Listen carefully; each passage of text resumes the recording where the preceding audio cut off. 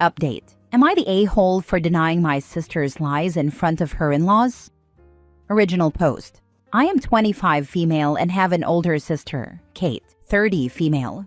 She and I were never close due to our age difference, and because she hated that our dad married my mom and had me after divorcing her mother.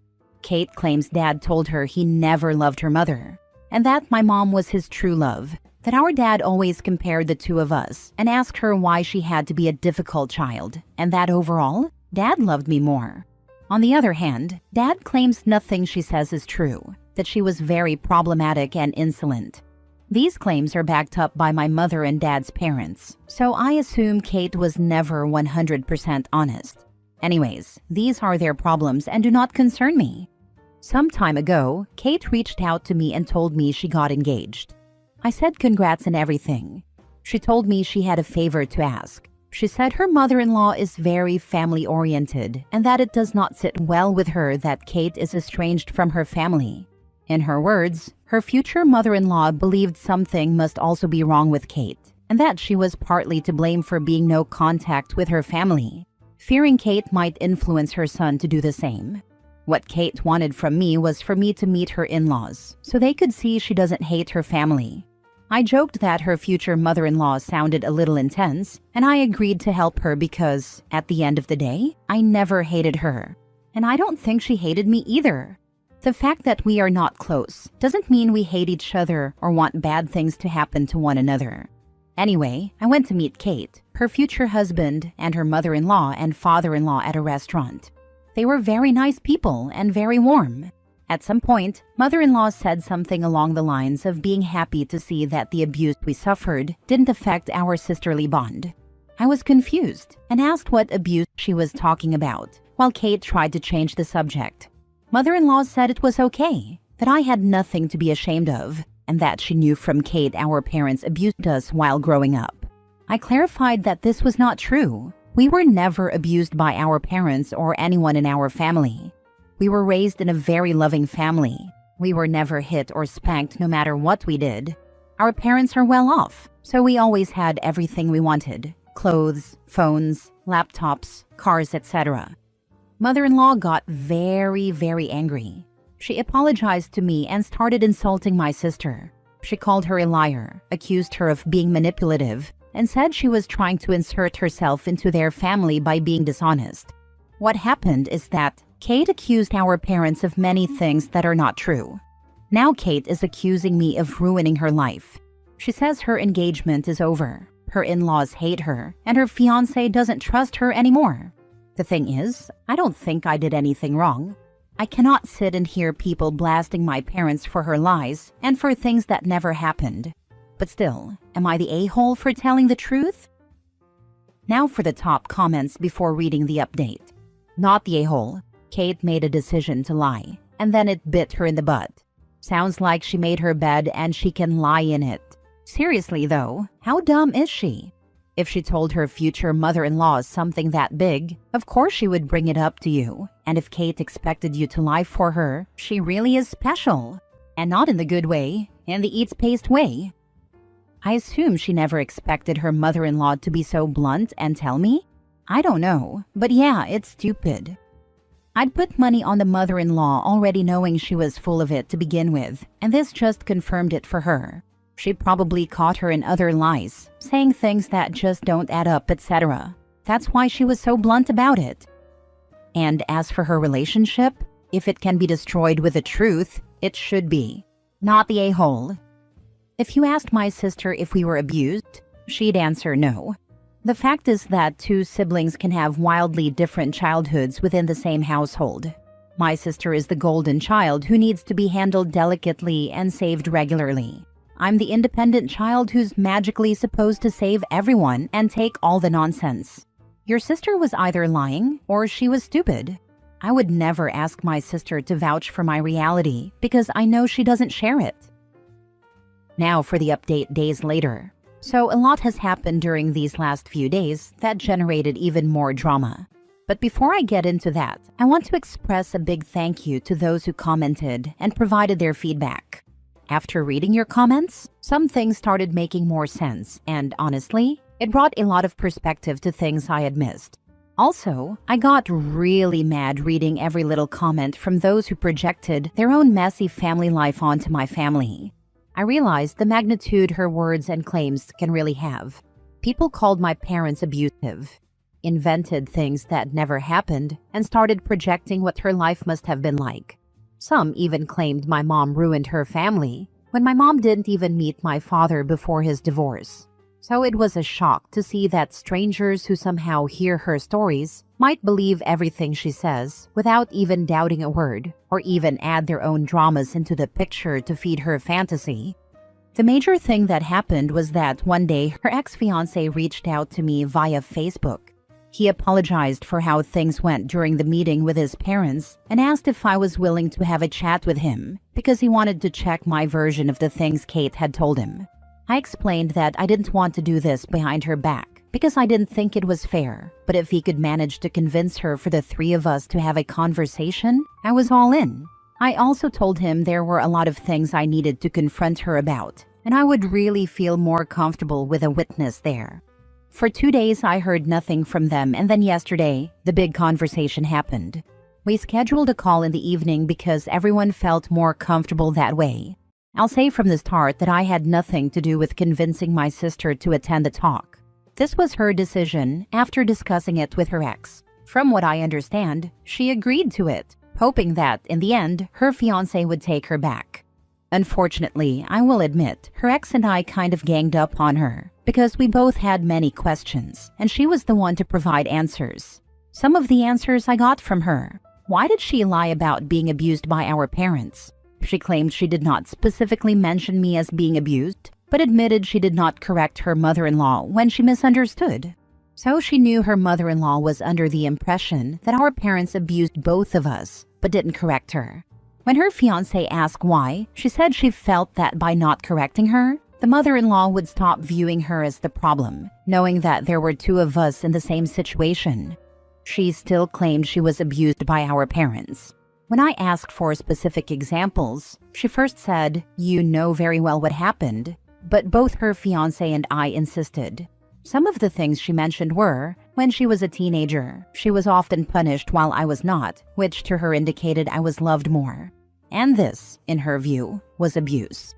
Keep in mind that when she was 14 to 15, I was only 9 to 10, and she was doing things like getting suspended for smoking during class and skipping school.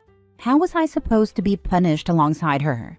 She said I was also doing bad things but was never punished, while she was. Her fiancé asked her verbatim, "So you claim you were abused because you were punished for smoking in class, while the bad things your younger sister did were maybe drawing on walls? How do you assume it would be fair to punish such different actions the same way?" She wasn't able to answer.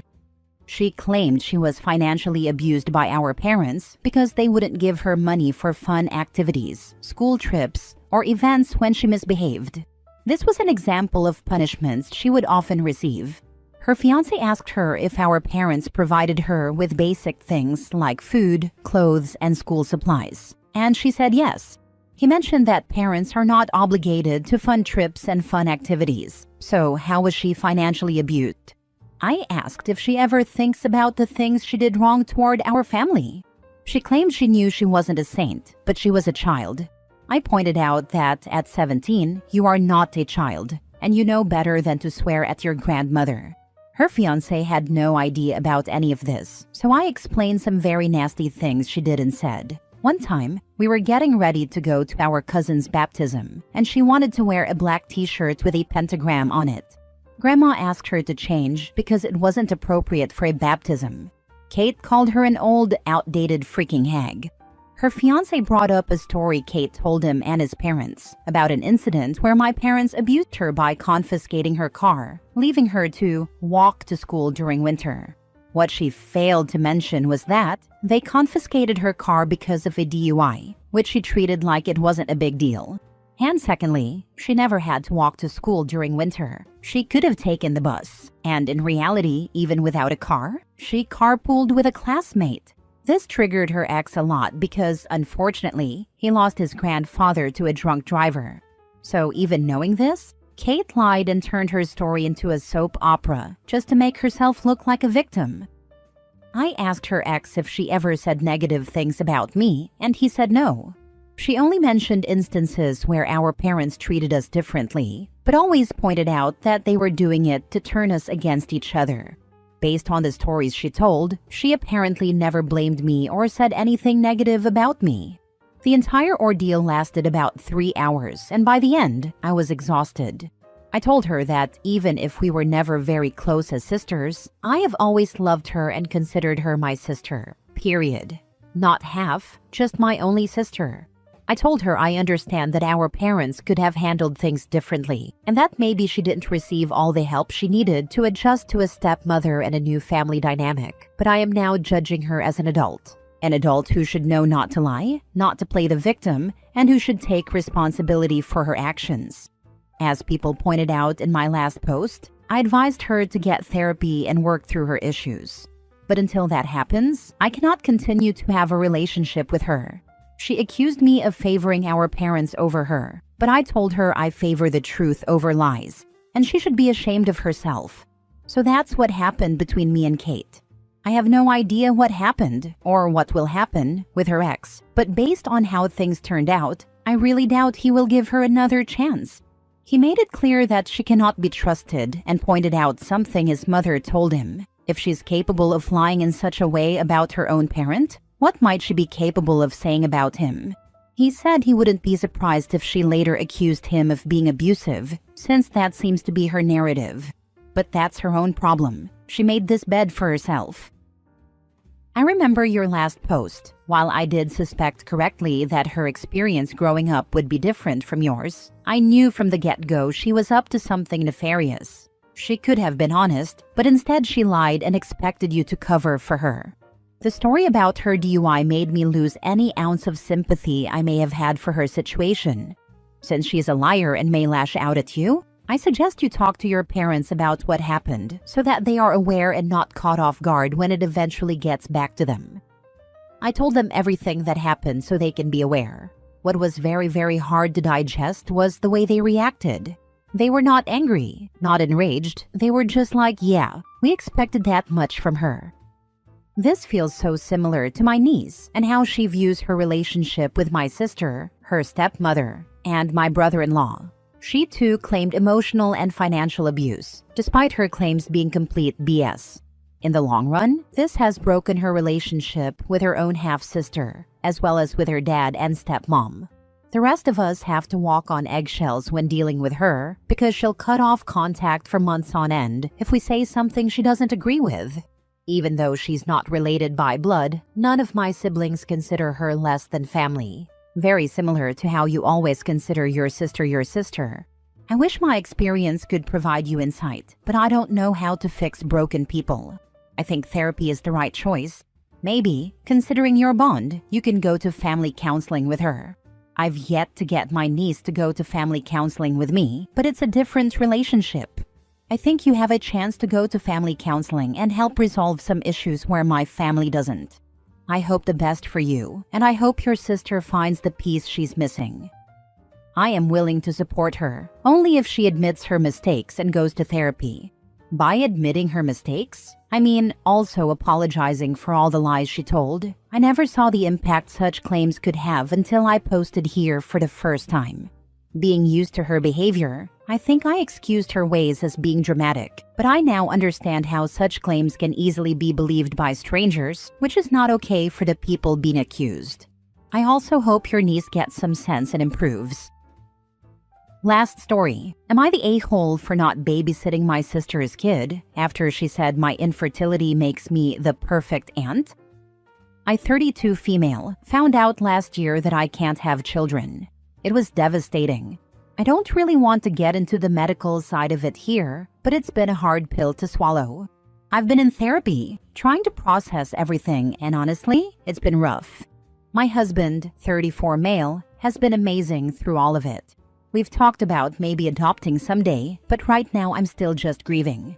My younger sister, 29 female, had a baby about 8 months ago. She's always been kind of oblivious. Like she doesn't mean to be rude, but sometimes the stuff that comes out of her mouth is just wild. Anyway, ever since the baby was born, she's been hinting that I should help out more. She'll say things like, "You're so good with him, you were meant to be a mom." Or, "He loves you, you've got that maternal energy," which I guess is sweet on the surface, but also makes me feel like crap because I can't actually be a mom. Then last week, she asked if I could watch the baby for 3 days straight while she and her boyfriend went on a last-minute trip to Vegas. 3 days. Not even like, "Can you watch him for a few hours?" And I work full-time from home. I literally can't just drop everything to play nanny. When I told her no, she got weirdly passive-aggressive and said, "Well, I just thought since you don't have kids, and probably never will, you'd appreciate the experience. Some of us don't get time off from being moms, you know." I just stared at her, like, what the actual heck? That's when I snapped and said, "You know what? Maybe you should have thought of that before having a baby with someone who treats you like a backup plan. I'm not your free babysitter just because my uterus doesn't work." She got all teary and said I was being bitter and jealous, and that I should be grateful to have a baby in my life at all. We haven't spoken since. My mom says I was cruel and that I should apologize. My husband says she had it coming. I feel like I maybe could have kept my cool better, but I'm just so tired of people acting like being childless means I'm supposed to step in whenever someone else needs help with theirs. Am I the a-hole? Not the a-hole. Your sister is entitled and spoiled, and when she didn't get her way, she poked the bear, said something extremely hurtful, and deserved everything you said to her. Also, screw your mom for taking your sister's side. You have to apologize? You're not the a-hole. I was just astonished that someone could say something so callously hurtful and then get support for it from your mother. Sure, she can apologize. Sis, I am sorry you are a cruel, self-centered, insensitive to the feelings of others, and somehow overly sensitive about your own feelings, bitch. It must be so hard for you to live, knowing others find you intolerable to be around. Forgive me for pointing out your obvious flaws. See? Easy peasy lemon squeezy. Not the a-hole. Not the a-hole. Listen to your husband. He sounds like a saint. Just because you can't have kids doesn't mean you are childless by choice. That choice was literally taken from you. So sorry for that. Your sister is just clueless. Don't apologize, but maybe after a couple weeks or whenever the dust has settled, sit your sister down and spell it out for her. The hurt, the frustration, the anger, and how what she says is just mean. Or don't say anything, and you still wouldn't be the a-hole. I'm not sure that she is clueless. Those sound like some pretty pointed digs at OP, trying to bully and taunt her into on-call babysitting submission. Even if OP was childless by choice, it does not make OP's sister's comments better. I'm childless by choice, but nobody is entitled to my time. It's my choice who I want to spend time with or babysitter for. And to act like she's doing OP a favor by letting her babysit is just gross.